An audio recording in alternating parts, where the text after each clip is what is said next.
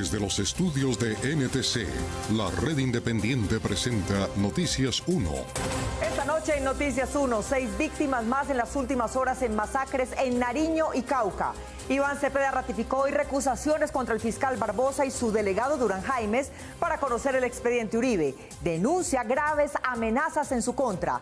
Luigi Echeverri, exgerente de la campaña Duque y presidente de la Junta Directiva de Ecopetrol, se fue contra el país de España y los demás medios por entrevistar a Cepeda.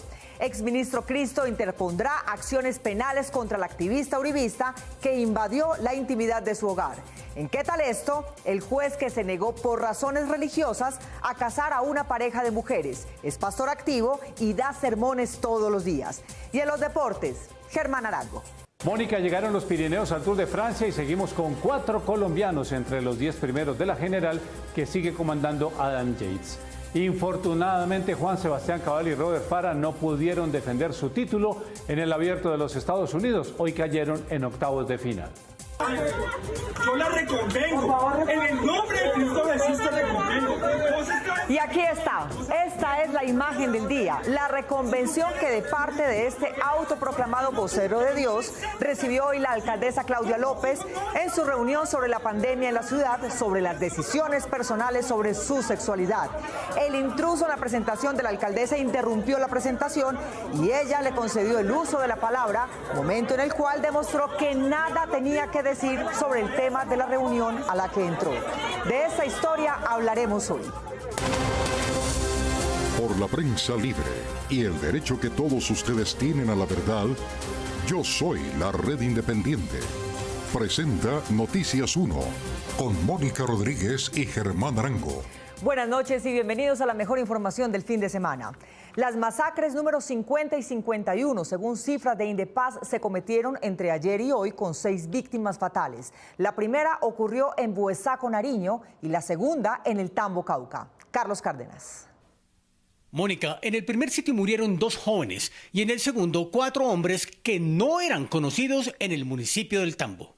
En nuevos hechos que enlutan a Colombia, 3 jóvenes fueron asesinados y sus cuerpos atados de pies y manos en un paraje entre los municipios de Cajibío y el Tambo, en el departamento del Cauca, hace algunas horas. El día de ayer, en el corregimiento Seguenque del municipio del Tambo, fueron asesinadas 3 personas de género masculino, cuyo reporte fue recibido en horas de la madrugada de hoy por la fuerza pública. La zona en donde se presentó la masacre es disputada por bandas ilegales. En esta región del municipio delinquen las estructuras criminales del Gaor Jaime Martínez y lo que conocemos como la Nueva Marquetalia.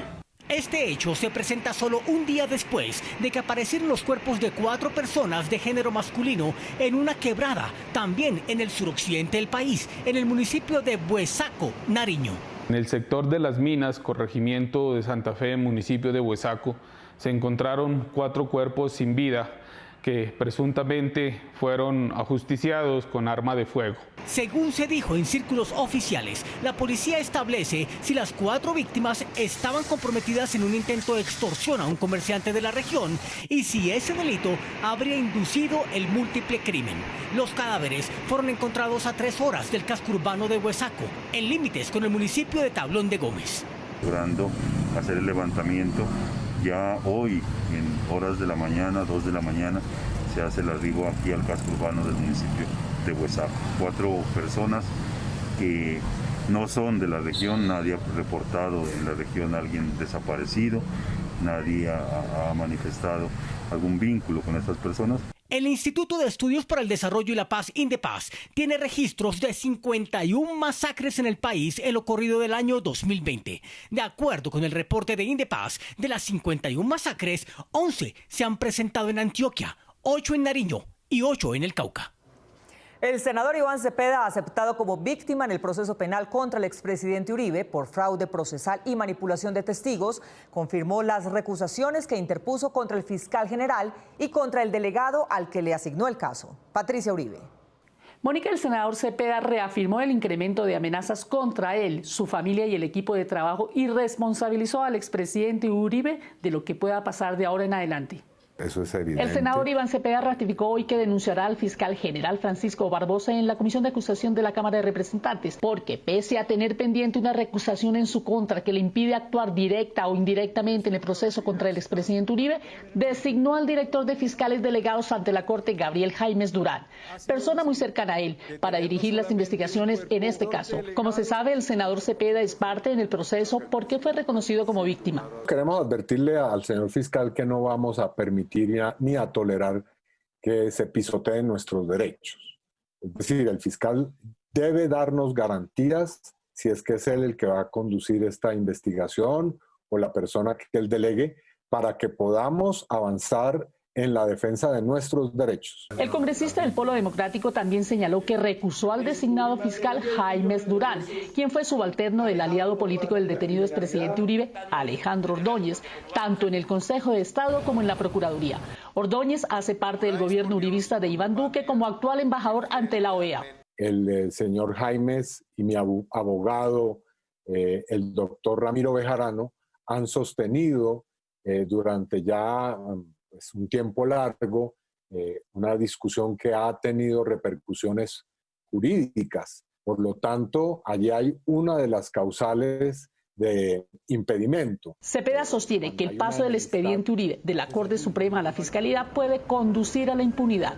Eliminen las pruebas recopiladas y se busque llegar a una situación en la que pueda eventualmente archivarse este importante proceso de investigación. El senador denunció además que han arreciado las amenazas contra él y su abogado Reinaldo Villalba y anunció que al no contar con plenitud de garantías en el Estado colombiano, envió un informe en el que documenta su situación de riesgo a la alta comisionada para los derechos humanos de la ONU, Michelle Bachelet. Tenemos amenazas, pues son claras advertencias y también sentencias de muerte en contra mía, en contra de mis familiares, en contra de mis colaboradores y también de mis abogados. Y señaló que la campaña de desprestigio que se ha gastado contra él, sus abogados y los magistrados de la Sala de Instrucción de la Corte en el Centro Democrático por parte de algunos de sus militantes más poderosos puede tener una gran incidencia en lo que puede ocurrirle a él y a su familia. Por lo menos como incitación a la violencia, no me cabe duda que cabría en ese caso una responsabilidad directa, y lo digo de una manera muy clara, sobre Álvaro Uribe. Hace algunos días el senador Cepeda denunció que su residencia y vehículos en el que se moviliza estaban siendo vigilados por individuos desconocidos. Luis Guillermo Echeverry, uno de los más cercanos amigos del presidente Duque y que también fue gerente de su campaña y es el actual presidente de la Junta Directiva de Ecopetrol, envió hoy una carta al director del periódico El País de España que muchos calificaron de desconsiderada. Eduardo López Júquer. Mónica, la carta está llena de descalificaciones a El País por haber entrevistado a Iván Cepeda y a al que llamó líder de la guerrilla parlamentaria. Si algo ha quedado claro en este mes que ha transcurrido después de su detención es que incluso estando bajo esa reclusión domiciliaria, Uribe ha desplegado inmensos esfuerzos y recursos para obstruir la labor de la justicia. La entrevista al senador Iván Cepeda en el diario El País de España sobre el proceso penal y la detención domiciliaria al expresidente Uribe fue publicada ayer. Lo que yo pienso es que Uribe utiliza la justicia como una especie de traje o de menú de restaurante. A él le gusta hasta que cumple su interés y sus propósitos, pero una vez que él observa que las decisiones o las actuaciones de los magistrados no se ajustan a lo que él cree que debe ser, comienza una fase de ataques, primero moderados y luego una batalla campal contra la justicia. Hoy el gerente de la campaña Duque Presidente y su amigo personal, Luis Guillermo Echeverry Vélez, presidente de la Junta Directiva de Ecopetrol, arremetió contra El País y contra los medios de comunicación por entrevistar a Cepeda. No encuentro la explicación para permitirle a Iván Cepeda, maestro del engaño, fabricante del testimonio falso, inquisidor moderno, líder de la guerrilla parlamentaria, ser verdugo de la integridad humana y democrática de uno de los líderes más importantes que tiene el mundo y la democracia contemporánea. Luis Guillermo Echeverry cuestionó la idoneidad del País de España y de los demás medios de comunicación. Es terror y horror lo que me produce ver la más vivida apología del delito plasmada en el diario El País de España, dándole púlpito al demonio para que oficie la liturgia del crimen organizado. La agresiva comunicación de Echeverry despertó inconformismo en medios y periodistas en Colombia, que no entienden Cómo alguien que se autodenomina demócrata ataca y descalifica a quienes le dan cabida a las voces de la oposición. Aunque el exministro del Interior, Juan Fernando Cristo, tomó con risa al comienzo la intrusión de un activista uribista a su casa, dijo que después se dio cuenta de la gravedad que podría tener un hecho como ese.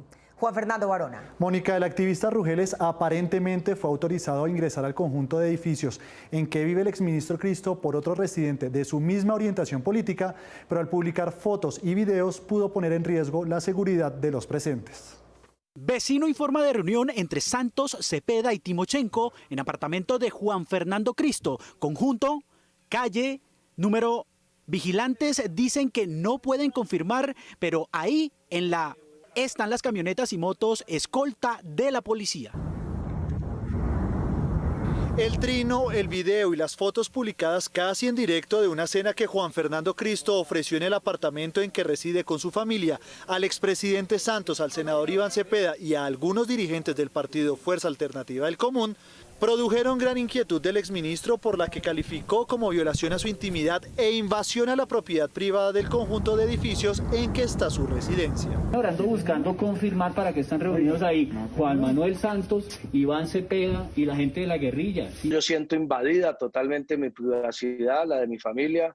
Es muy extraño ese sentimiento. Yo la verdad, durante mi paso por el Ministerio del Interior nunca sentí invadida esa privacidad en ningún escenario. El autor de trinos, foto en que se ve sentado a la mesa a Rodrigo Londoño, antes conocido como Timochenko, y al anfitrión, el exministro Cristo, es el conflictivo activista del uribismo de apellido Rugeles, y su publicación implicaría una delicada falla de seguridad para estos dos hombres públicos, así como para el propio expresidente Santos. Si yo soy invitado, podemos... Pero no invitado a los partidos. Si tenían una visión para tomar una foto, tenían una visión también para un atentado contra la vida de cualquiera de los que estábamos allí reunidos en ese momento. Rugeles tomó clandestinamente los videos y las fotos ingresando al conjunto de edificios, al parecer con la autorización de un residente que no estaba invitado a la comida. Este señor se metió, no sé cómo, no sé autorizado por quién, al conjunto y en un espacio común del conjunto. No sé dónde estaba la seguridad del conjunto. Tuvo una visibilidad hacia el apartamento. A pesar de la fuerte seguridad de ese conjunto residencial en el norte de Bogotá, el activista, que varias veces ha estado en medio de disputas de agresión de género y de publicaciones falsas, pudo subir al cerro una vez dentro del conjunto. Según el exministro, así como esta persona lo logró, otra podría hacer lo mismo con mayor peligro para todos los residentes del lugar. Tema de seguridad, si usted le está tomando fotografías a las placas son de unos públicas, vehículos. Aunque está indignado cómo logró entrar al conjunto, para el exministro es claro que los defensores del acuerdo de paz y opositores al gobierno están siendo espiados y perseguidos. Hay un propósito de seguimiento, de hostigamiento, de estigmatización por parte de sectores de la extrema derecha en Colombia. El exministro manifestó que interpondrá acciones judiciales en contra de la persona que tomó y publicó imágenes de su casa. Las víctimas de Salvatore Mancuso tuvieron contacto telefónico con él a instancias de la Comisión de la Verdad esta semana. El jefe paramilitar ratificó su compromiso y reveló detalles de un crimen aún sin solución. En medio de la polémica nacional por las equivocaciones del Estado colombiano en la solicitud de extradición a Estados Unidos del exjefe paramilitar Salvatore Mancuso, quien debe responder por más de 50.000 crímenes en el país, se realizó una cita virtual entre unas víctimas en Apartado, Antioquia, y este victimario el 24 de agosto pasado ante Patricia Tobón, integrante de la Comisión de la Verdad. Ayudar a la transición y a la búsqueda de la paz en estos territorios y a ese desmonte de la guerra que aquí se construyó. Mancuso se hizo presente mediante audio desde el centro de detención provisional en que se encuentra en Estados Unidos a la espera de la definición sobre su destino como deportado a Italia o a Colombia. Las víctimas en Apartado y con video pudieron preguntarle al ex paramilitar por primera vez por varios crímenes que aún la justicia no ha resuelto. Entre estos, la desaparición y asesinato del líder indígena en Veracatío, Kimi Pernía Domicó. En hechos sucedidos el 2 de junio de 2001, hace ya 19 años en Tierra Alta, Córdoba, Pernía dirigió una gran movilización indígena para oponerse a la construcción de la hidroeléctrica de Urrá, lo que le habría costado la vida. ¿Por qué hicieron este daño con este pueblo sufridos y ricos que somos nosotros? Muchas gracias, señor Mancuso. Mancuso reconoció el asesinato del líder Pernía cuando declaró en los tribunales de justicia y paz. Esta vez ratificó la responsabilidad paramilitar en el homicidio, pero añadió un detalle escabroso, que habían sepultado su cuerpo en Tierra Alta, pero que, debido a que agentes de la fiscalía estaban buscando sus restos, decidieron desenterrarlo. Afortunadamente fue arrojado los despojos del líder Quime Pernía al río Sinú. Allá fue arrojado su cuerpo. Quiero pedir perdón por estos hechos lamentables. Las víctimas repitieron un clamor que llevan cargando desde hace 23 años y que se refiere a que les revelen los nombres de los determinadores que daban las órdenes a los paramilitares de asesinar, masacrar y desaparecer personas o pueblos enteros. Nos hagan llegar ese listado de esas víctimas, porque realmente nosotros necesitamos saber qué fue lo que pasó y que esa gente nos diga por qué lo hicieron. No queremos cárcel, queremos personas que reconozcan que ayer fallaron, porque no queremos que nuestros hijos vivan la misma historia que vivimos nosotros. El intercambio verbal entre el victimario Mancuso y sus víctimas de Urabá, norte de Córdoba y Bajo Atrato duró 45 minutos. Pedirles perdón desde lo más profundo del corazón a ustedes, mi arrepentimiento y compromiso no repetición. Pese a sus palabras de compromiso y perdón, Mancuso y sus abogados en Estados Unidos apelaron la decisión de deportarlo a Colombia. El túnel para atravesar la cordillera central en una sola dirección hacia Bogotá fue licitado por 629.000 millones de pesos, pero terminó costando 2.9 billones, es decir, 4 veces más. Juliana Ramírez. Mónica, la obra no fue terminada por su licitante inicial, a que el gobierno le reclamaba 1 billón de pesos por obras mal hechas, pero no le dio impulso al reclamo judicial contra él. Y teníamos el reto de completar casi el 44% de la obra en 2 años, cuando había tomado tantos años avanzar hacia el 56%. Contra lo que aseguró ayer el presidente Duque en la inauguración del túnel de la línea, el actual gobierno terminó solo el 12% de las obras en un solo sentido y no el 44% del proyecto. Así consta en el acta de entrega al interventor en 2016, cuando expiró el contrato de la Unión Temporal Segundo Centenario de Carlos Collins. El entonces director del INVIAS, Carlos García, hoy vicepresidente de la ANI del gobierno Duque, también indicó que faltaba solo ese 12%, y eso fue lo que se licitó nuevamente. Puntualmente, ¿cuáles son los de ese 12% que tiene que terminar ese contratista? Él revistió 5.8 kilómetros de 8.6, es decir, quedan faltando 2.8 kilómetros de revestimiento del túnel. Queda faltando, de los riesgos geológicos, eran 3 kilómetros de riesgo geológico, nos queda faltando 1 kilómetro de riesgo geológico. De los pavimentos, eso lo hacía por tiras, pero digamos en la evaluación 2.8 kilómetros. Según el gobierno Duque, en la obra se han invertido 2,9 billones de pesos, pero esta no fue la estimación inicial presupuestal del proyecto. La obra licitada en 2008 bajo el segundo gobierno de Uribe e iniciada en abril de 2009 estuvo a cargo de Carlos Collins y tenía un valor estimado de 629.052 millones de pesos, con un plazo de 70 meses. Y no hice más porque no me suministraron la plata. Luego de 19 modificaciones en el contrato y 4 prórrogas que le sumaron 39 meses al plazo inicial, ya en la era Santos el gobierno decidió no extender más el contrato, aludiendo incumplimiento. A Collins finalmente le dieron 975.916 millones de pesos, incluyendo el costo de las fallas geológicas, pero él siempre ha considerado que se le debe más y por ello inició 3 demandas arbitrales durante la ejecución de la obra. En un primer proceso de arbitraje por mayores cantidades de obra, el INVIAS concilió por 105.000 millones de pesos. En un segundo caso por revestimiento, el tribunal le dio la razón y le reconoció 48.000 millones de pesos. Y en un último pleito donde reclamaba 820.000 millones de pesos por riesgos geológicos, el INVIAS también incluyó pretensiones por 1 billón de pesos para cobrarle a Collins lo que supuestamente dejó mal hecho. Sin embargo, hace un año el INVIAS, a cargo de Juan Esteban Gil, dejó clausurar este proceso por no pagar costas judiciales. En diciembre de 2016 se abrió nuevamente nuevamente la licitación para terminar el túnel de la línea y el nuevo contrato a cargo del consorcio conformado por Constructora Solar de Conconcreto tuvo un presupuesto inicial de 238.000 millones de pesos y un plazo de ejecución de 12 meses, pero finalmente su valor subió a 620.000 millones de pesos, aludiendo a las obras mal hechas que supuestamente habría dejado Collins. El magistrado del Consejo Electoral, Luis Guillermo Pérez, que antes fue defensor de derechos humanos, asegura que luego de un intercambio de interpretaciones con el senador Macías, sus comunicaciones fueron interceptadas y suplantadas.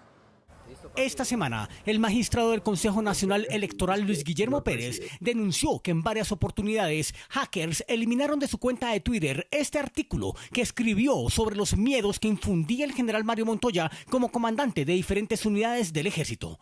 Pérez, quien antes de ocupar el cargo en el Consejo Electoral, defendió a víctimas de militares y de crímenes de Estado. Como presidente del colectivo de abogados, José Alvear Restrepo, señala que sus redes sociales, sus correos electrónicos y hasta su teléfono celular están siendo intervenidos. Pues detecté que se habían introducido en mi cuenta de Twitter para poner mensajes que yo no estaba elaborando. Luego las comunicaciones pues han venido fallando. He notado pues ciertamente que están grabando mis conversaciones, que están siguiendo también a las personas que trabajan conmigo, también boicoteándoles sus comunicaciones. He notado que también han podido entrar dentro de mi computadora y tienen la capacidad tecnológica para hacerlo.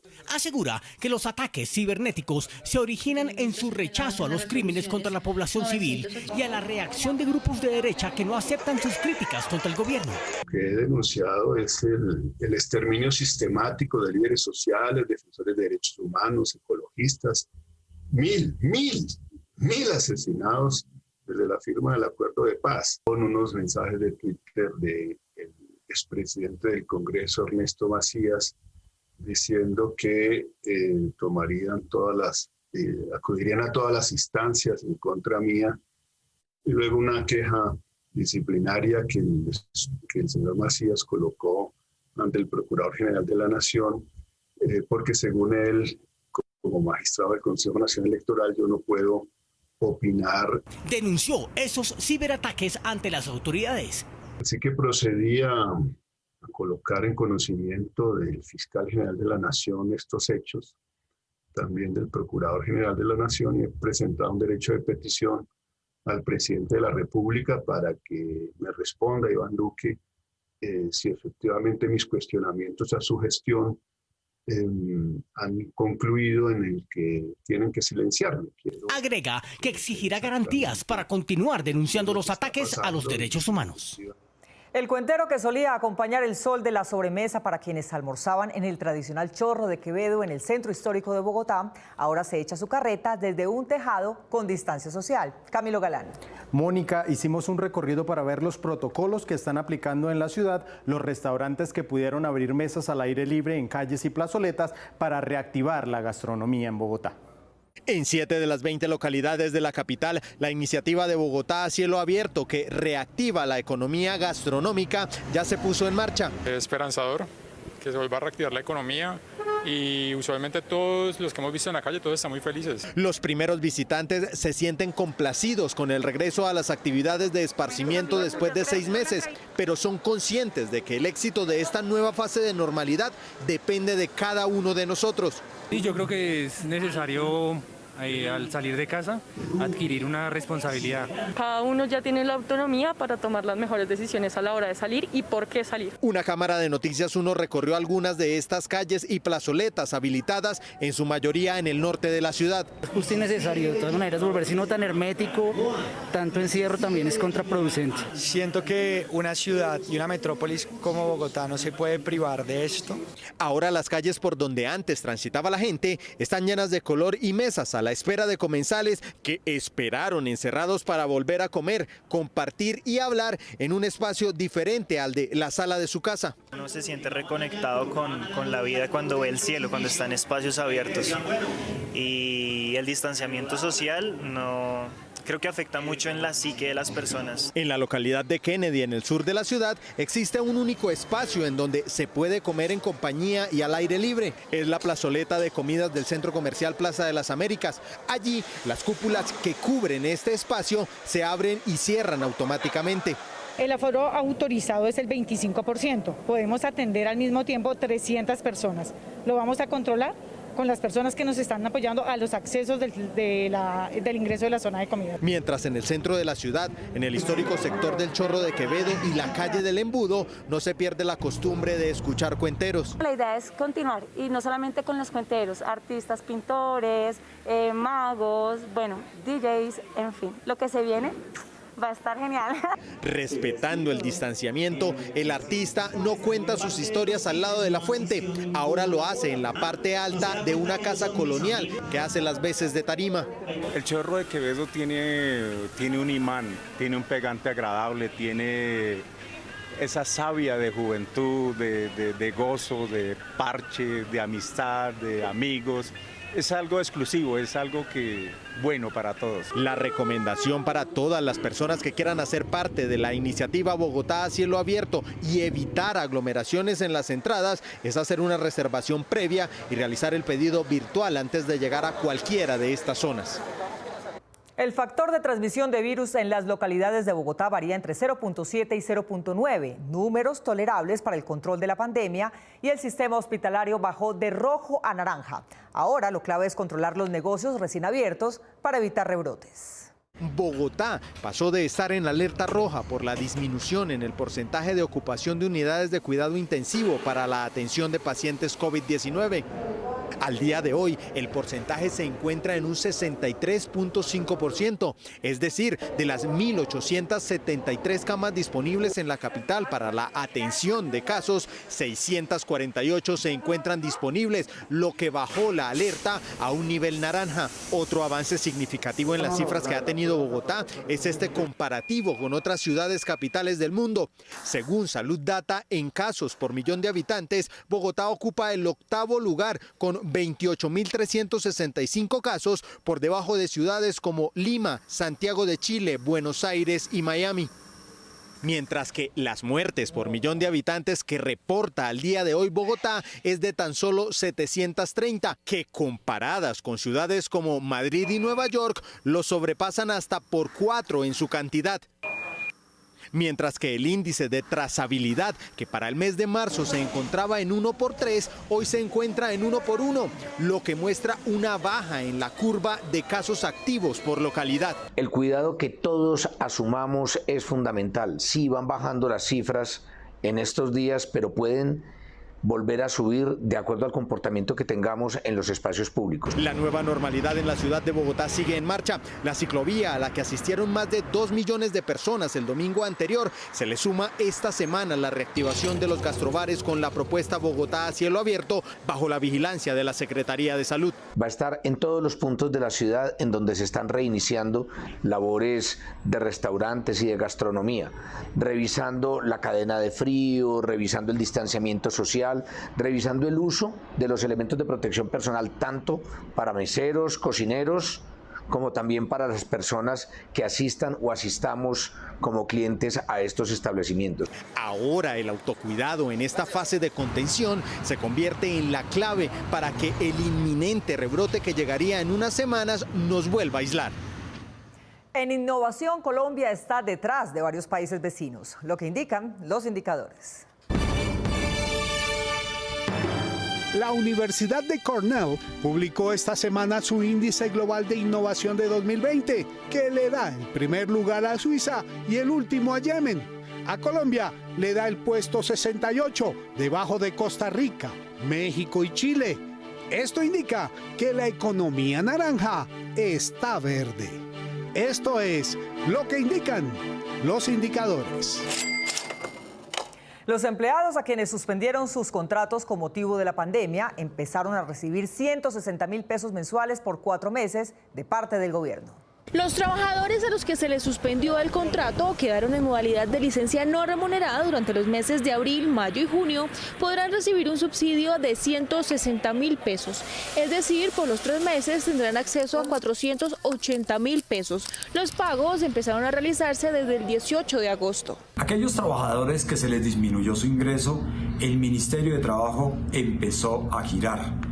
Ya se ha completado y vamos a completar 132.000 personas favorecidas. Estos recursos que se aprobaron a través del decreto 770 de 2020 provienen del Fondo de Mitigación de Emergencias FOME y se han ejecutado a través de 182.855 transferencias. La próxima semana se prevé realizar 18.000 transacciones adicionales. Una vez superado la verificación en la UGPP, en Planeación Nacional, Registraduría, y la otra buena noticia es un giro directo a la cuenta corriente o cuenta de ahorros o el instrumento financiero que eligió cada trabajador. Para acceder a este subsidio usted debe ser trabajador dependiente de un empleador que se postule y cumpla con los requisitos del programa del apoyo al empleo formal PAEF.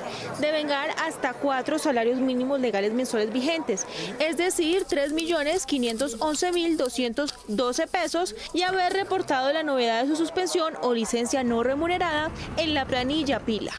Un pastor cristiano infiltrado en la justicia está fallando de acuerdo con lo que cree son los códigos de Dios y no con los que la ley le manda a decidir. Esta es la historia de esta noche en ¿Qué tal esto? Esto es Noticias 1, la red independiente.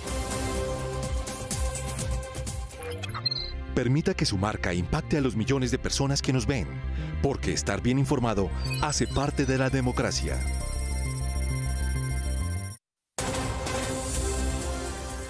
El presidente Trump, de visita en Europa hace 2 años, se negó a visitar el cementerio de la Segunda Guerra Mundial porque dijo estaba lleno de perdedores y el de la Primera porque allí solo había serviles, según reveló la revista The Atlantic. El presidente de Estados Unidos, Donald Trump, está inmiscuido en un nuevo escándalo, esta vez por cuenta de la más reciente publicación de la revista The Atlantic, que asegura que en 2018, cuando Trump viajó a París para conmemorar el centenario del armisticio de la Primera Guerra Mundial, se negó a visitar el cementerio en donde están más de 116.000 soldados estadounidenses que murieron y los llamó perdedores y fracasados. En una conversación con miembros del staff en la mañana de la programada visita, Trump dijo: ¿por qué debería ir al cementerio? Está lleno de perdedores. Además, la revista reveló que la verdadera razón por la que Trump no quiso asistir a la conmemoración fue porque temía que su pelo se fuera a alborotar, aunque la información oficial que se entregó ese día fue que su helicóptero no podía volar. Trump rechazó la idea de la visita porque temía que su pelo se fuera a alborotar en la lluvia. Por su parte, el mandatario negó que haya dicho esos comentarios y manifestó que es una situación vergonzosa por la publicación de la revista. Esta publicación hizo que el presidente de Estados Unidos fuera recibido en el Trump National Golf en Sterling, Virginia, con pancartas de manifestantes rechazando sus comentarios. Este escándalo pone en riesgo el voto de los militares estadounidenses a Donald Trump a 2 meses de que comiencen las elecciones en Estados Unidos. Un juez de la República, que al mismo tiempo es pastor cristiano, resolvió reclutar adeptos para su causa homofóbica a través de sus sentencias. La última de estas fue negándoles el matrimonio a 2 mujeres. ¿Qué tal esto? Es tiempo que te arrepientas de tus pecados. Este es el mismo juez en Cartagena que creó polémica cuando falló en contra de la posibilidad de casar a 2 mujeres porque ese acto iba en contra de su religión.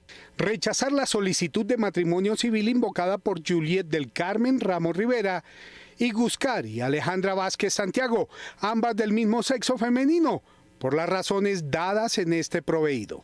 Eso es cierto. Ramiro Eliseo Flores, además de juez, es pastor cristiano y predica permanentemente. Donde entran los agnósticos, los gnósticos, los ateos y todas las personas que están en esas sociedades secretas. Su posición de juez y parte religiosa llevó al Consejo Superior de la Judicatura a ordenar una investigación disciplinaria. Además, fue denunciado por los delitos de prevaricato por acción y actos discriminatorios. La Procuraduría también emitió un duro pronunciamiento en su contra y, con razones constitucionales, impugnó la decisión. La maldad de los hombres. El juez decidió cerrar sus redes sociales desde donde hacía sus prédicas, inclusive comparando la pandemia con el diluvio universal. Llegaron a mí unos pensamientos y una voz interna que me dijo: para regresar a la vida normal habrá que esperar el tiempo que duró Noé en el arca. Es una muestra clara y contundente de un uso de la ley para discriminar y negar derechos legítimamente constituidos en Colombia. En Cartagena, meses atrás, empleados del mismo juzgado grabaron estas imágenes para denunciar que el juez Flores, en el lugar de trabajo, los obliga a escuchar sus sermones y cánticos religiosos. Aunque había decidido guardar silencio para los medios respecto a este tema, resolvió conceder ayer una entrevista al apóstol y senador John Milton Rodríguez en su canal Misión Paz, donde se presentó como un hombre de familia, escritor y poeta, además de juez con 28 años en el oficio. La Corte Constitucional es una gran maravilla. Viene legislando sin parar. ¿Cuál será la próxima pesadilla? Señaló que, aunque sabe que no le es permitido por ley utilizar la objeción de conciencia para emitir su fallo, sí la utilizó. Las personas de la comunidad LGTBI para mí merecen respeto como todas. Pese a la moral cristiana que dice profesar, Noticias 1 descubrió que esta entrevista, publicada en YouTube, fue editada para evitar los calificativos del juez en contra de la Iglesia Católica. Ya yo tenía una concepción de la Iglesia Católica. Venía... En la parte que fue eliminada y recuperada por Noticias 1, llama ramera a la Iglesia Católica. Ya yo tenía una concepción de la Iglesia Católica. Leyendo la Biblia me di cuenta que era la gran ramera en el Apocalipsis 17. Noticias 1 supo que el próximo martes este caso será llevado a comité de azonal judicial y se va a verificar qué otros funcionarios de la rama judicial estarían aprovechando su fanatismo religioso para tomar decisiones que van en contravía de la ley. Se les quiere, se les ama, se les respeta. Y siguiendo el ejemplo del juez, un ciudadano decidió reconvenir, que en castellano significa regañar suavemente, a la alcaldesa que estaba hablando de COVID-19 por sus preferencias personales de las que no había hablado. Yo la reconvengo. En el nombre de Cristo Jesús te reconvengo. Los hechos ocurrieron esta mañana en medio de un acto público en el que la alcaldesa de Bogotá, Claudia López, trataba el tema de la implementación de una nueva ciclorruta por la carrera séptima. Democratizar entre ciudadanos el uso del espacio. Es democratizar... Perdóneme un segundo. Mientras hacía su exposición sobre esta nueva apuesta a la movilidad en medio de la nueva normalidad por la que atraviesa la ciudad, un ciudadano que se encontraba en medio de los asistentes y dándole mal uso al tapabocas, se acercó a la mandataria y la gritó por su orientación sexual. Si tú quieres volver a transar, hazlo tú, pero no le enseñes a eso a nuestros hijos. Nuestros hijos no estamos de acuerdo con tus enseñanzas. La cara de uno de los asistentes al acto lo decía todo. Mientras tanto, la alcaldesa continuaba su intervención exigiéndole respeto al alterado discriminador. Perdóneme un segundo, su merced, déjeme terminar. Déjeme terminar. Le pido que nos respete a todos que estamos hablando aquí. Aunque él, sin pedir la palabra, continuaba increpándola.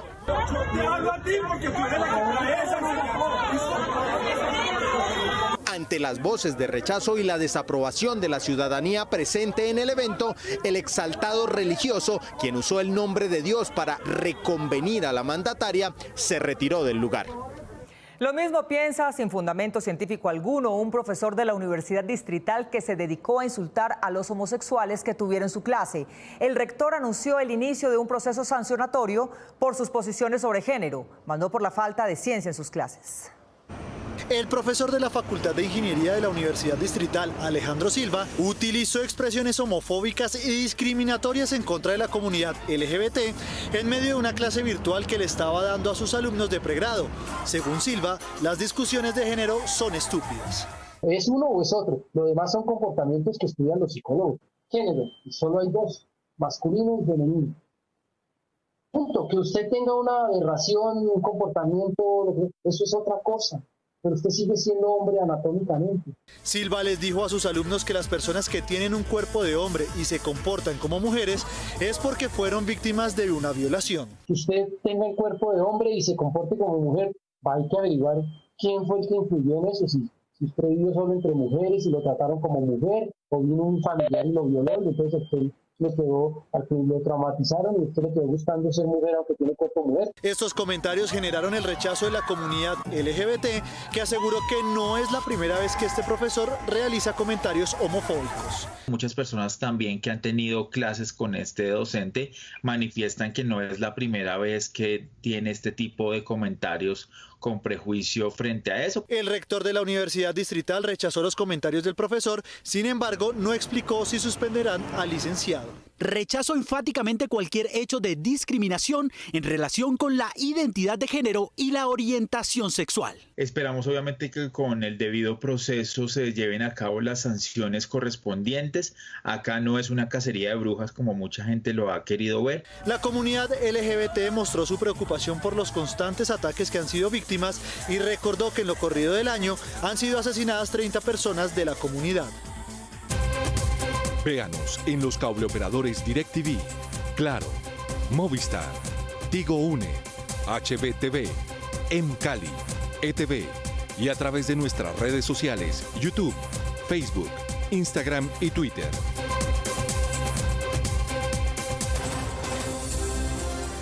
Las piscinas de Ohio que no tuvieron humanos en este verano tuvieron ciervos y la policía tuvo que acudir a su rescate. Let's see him if we can get him cornered here. Yeah, hold on to him, hold on to him. Get him. You're no cowboy. I am not a cowboy. Come on.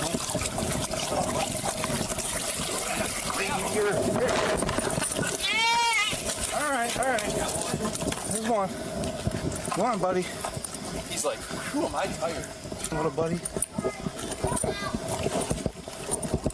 Get him this way. I'm trying.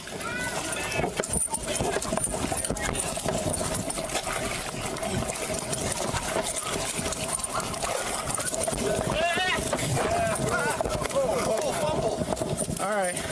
Tired. There he goes. He's tired. He's scared and tired, but he's good. That's all right. All right, good stuff. Nos vemos en las redes sociales y mañana domingo a las 8 de la noche aquí en Cable Noticias con las mejores noticias del fin de semana. A ustedes, como siempre, gracias por elegir la independencia. Feliz noche.